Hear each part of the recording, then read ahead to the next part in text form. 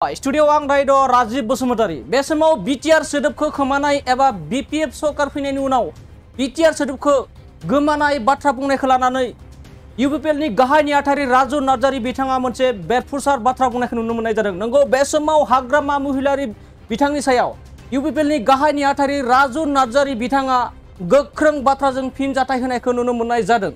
BTR सोदोबखौ खोमानाय एबा BPF सरकार फैनायनि उनाव बिटिआर सोदोब गोमालांनाय बाथ्रा बुंनाया सासे मूर्खनिसो बाथ्रा जागोन होननानै इउपिपिएलनि गाहाय नेहाथारि राजु नार्जारी बिथाङा बुंनायखौ नुनो मोननाय जादों। नंगौ बे समाव फिन फोरमायोदि बिटिआर सोदोबखौनो खोमानो नागिरनाय एबा जारिमिनखौ खोमानो नागिरनाय सुबुंखौ ओरैनो हगारनाय जानाय नङा आरो जारिमिनखौ खोमोरनो नागिरनाया देरसिननिख्रुइ देरसिन साजा मोनगोन होननानै राजु नार्जारी बिथाङा फोरमायदों। नंगौ बे समाव आरोबाव हाग्रामा महिलारी बिथांखौ इउपिपिएलनि गाहाय नेहाथारि राजु नार्जारी बिथाङा बुंदोंदि हाग्रामा महिलारी बिथाङा दुखु खस्थ'जों देरबोनाय समाज सिबियारि आरो गोजोन खौसेथिखौ लुबैग्रा सुबुंखौ सिनाय मोना।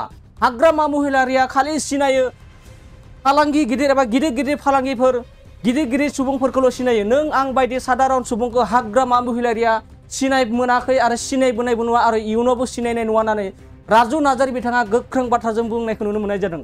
लोगोसे बिथाङा बुंबावदों दि 17 बोसोर खुंथाय थानाय समाव गिदिर मानसिखौल' सिनायबोदों, गोरिब गुन्द्रा सुबुंखौ हाग्रामा महिलारी बिथाङा सिनायाखै। बड'लेण्डखौ हाग्रामा महिलारी बिथाङा गावनि बायदिल' साननानै खामानि मावबोनो नागिरगासिनो दं, बेखौ जों रोखा फोरमायो होननानै राजु नार्जारी बिथाङा फोरमायदों। हाग्रामा महिलारी बिथाङा समाज सिबियारि सुबुंखौ एबा शान्तिखौ लुबैग्रा सुबुंखौ सिनायफेराखै आरो सिनायनायबो नङा होननानै रोखा फोरमायदों हाग्रामा महिलारी बिथाङा।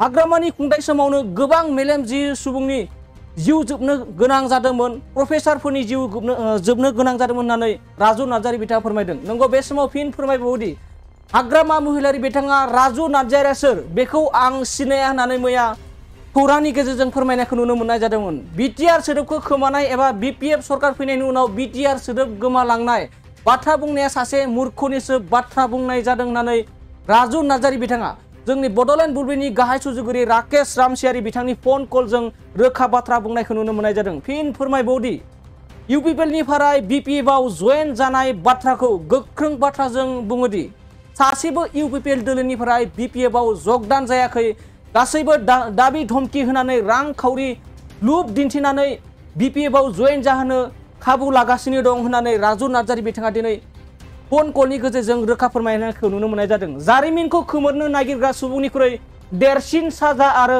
थानाय नङा, बे बाथ्राखौबो बुंदों इउपिपिएलनि गाहाय नेहाथारि राजु नार्जारी बिथाङा। नोंथांखौ बिथाङा सिनाया, राजु नार्जारीखौ बिथाङा सिनाया, बिथाङा बे बाथ्राखौ बुंदों। नाथाय इउपिपिएल राजखान्थि हिसाबाव नोंथाङा गाहाय नेहाथारि बिबानाव नोंथाङा बिबान लानानै दं। दा इउपिपिएल हिसाबै बिथाङा सिनायगोन ना सिनाया? बिथाङा सिनाय इउपिपिएलआ दिनैनि थारिखआव रायजो राजानि हान्जा, गरिब दुखियानि हान्जा, आबादारिफोरनि हान्जा, मावनानै जाग्राफोरनि हान्जा। जोंनि हान्जायाव जिहेतु धोनि मानसि गैया, जोंनि हान्जायाव जिहेतु राजा बायदि सिन्था खालामग्रा मानसि गैया, राजा जानो लुबैनाय मानसि गैया। गतिके बिथाङा सिनाय जोंनि इउपिपिएल हान्जाया जेब्लायबो गरिब दुखियानि न्यायनि थाखाय गसंगोन, गरिब दुखियानि जौगानायनि थाखाय जोङो गसंगोन, जेब्लायबो समाजनि मोजां खामानि मावनो नाजालांगोन। दा बिथाङा जोंखौ सिनायैखायनो इउपिपिएल बायदि हान्जाखौ बिथाङा हान्जा बायदिखौनो सानैखायनो दिनै बिथांनि आखाइनिफ्राय पावारा गोमानो गोनां जाबाय। दिनैहाय जोंनि बिटिआरनि खुंथाया इउपिपिएलनि आखायाव फैबाय, आसामनि खुंथाया दिनै जथायै इउपिपिएल, बिजेपि आरो एजिपिनि आखायाव फैबाय। आरो बेबायदिनो जोंनो भारतबर्षआव बयजोंबो सिनायजानाय जोंनि भारतबर्षनि प्रधान मन्त्रिया सिनायो, भारतबर्षनि मानगोनां नखर मन्त्रिया सिनायो, जोंखौ भारतनि प्रेसिडेन्टआ सिनायो, खिन्थु दिनै हाग्रामा महिलारी बिथाङा सिनाया। गतिके बियो बिथांनि बाथ्रा बिथाङा सिनायोना सिनाया? जेसेबां दिन बिथाङा इउपिपिएलखौ आरो इउपिपिएलनि दैदेनगिरिखौ सिनायनाय नङा, अतदिन बिथांनि आथिं सिंनिफ्राय हाया दोरोदलांबाय थागोन। बिथाङा जेबायदि बेकग्राउन्डनिफ्राय फैदों, बिथाङा खालि खोमोरनाय, खोमानाय, गोमानाय, फोजोबनाय बेबायदि सोदोबखौल' बिथाङा मिथियो।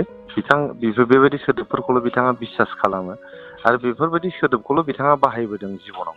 बेनि थाखायनो जेब्लायबो बिथाङा माबा मोनसे सोदोबल' नङा, मालाबा माने मानसिखौबो खोमानानै गोमानाय खोमोरनाय बेबायदि खालामनो बिथाङा सेस्था खालामो। जारिमिनखौ बिथाङा खोमोरनो हाया, सोदोबखौ खोमोरनो हागौ, जारिमिनखौ खोमोरनो हाया। जोंनि बर'नि जारिमिनाव 1993 मायथाइनि 20 फेब्रुवारियाव बड'लेण्ड अट'नमास काउन्सिल एकर्ड जादों। जोंनि बर'नि जारिमिनाव बा आसामनि जारिमिनाव, भारतनि जारिमिनाव, सारा बुहुमनि जारिमिनाव बिटिसि एकर्ड जादों 2003 मायथाइनि 10 फेब्रुवारियावहाय, आरो 2020 मायथाइयाव 27 जानुवारियाव जोंनि बिटिआर एकर्डजों जानानै थांदों। बेखौ बिथाङा बबेनिफ्राय खोमोरगोन? जारिमिनखौ मालाबाबो रावबो खोमोरनो हाया, आरो जारिमिना रावखौबो निमाहाबो होआ। बिथाङा जुदि जारिमिनखौ खोमोरनो नागिरोबा बेनिफ्राय देरसिन साजा बिथाङा मोननाय नङा। बिथाङा जोबोद फस्थायनांगोन जारिमिनखौ खोमोरनो नागिरोबा। दिनै बिटिआर जे जोंहा एकर्ड जालांबाय, मोनब्रै एनडिएफबिनि जे फेक्सन्सफोर बिथांमोना दिनै न'आव फैफिननो हादों। जोंनि बड'लेण्ड ओनसोलाव गोजोन दिनै सोमजिदों, जेरैबो जोंहा गोजोन थासारि सोरजिदों। लाइमोनफ्रा लेखा फरायनो हादों, बल गेलेनो हादों, खेला दुला गेलेनो हादों, गावनि माबा मोनसे मावनानै जानो थाखाय नाजानो हादों। दिनै नोंथांमोननि मिडियाफ्रा फ्लरिश जादों। बे बिटिआर पिस एकर्डनि उनावसो जोंनि बड'लेण्ड ओनसोलाव मिडियाया फ्रिलि सोंनो हादों, बुंनो हादों, रिपर्ट खालामनो हादों। नङाबा सिगाङाव बिथांखौ गिनानै थोर थोर मावनो गोनां जायोमोन। बिथांनाव सोङाब्ला जेबो निउस रिपर्ट खालामनो हायामोन। ओंखायनो बिथाङा बिटिआर जे सोदोब बेखौ खोमोरनो नागिरोबा बिथाङा मोनसे हिस्ट'रिकेल ब्लान्डार खालामनो थांगासिनो दङ, आरो बेखौ मालाबाबो बिथाङा खोमोरनो हाया। बियो साफ्रोमबो बर' फिसा, जोंनि आसामनि साफ्रोमबो मानसि, भारतनि साफ्रोमबो मानसिनि बिखायाव हाबनानै थानाय मोनसे सोदोब। दा बिथाङा थांनानै बबेबा मोनसे साइनबर्डखौ खोमोरबानो बिटिआर एकर्डआ जोबगोन होननानै, बा गोमोरगोन, बा बिटिआर सोदोबा गोमोरगोन होननानै सानोबा बियो माने बुंनो नाङा आङो, बिथाङा माने मुर्खनि बैसाङावसो उन्दुनानै दङ।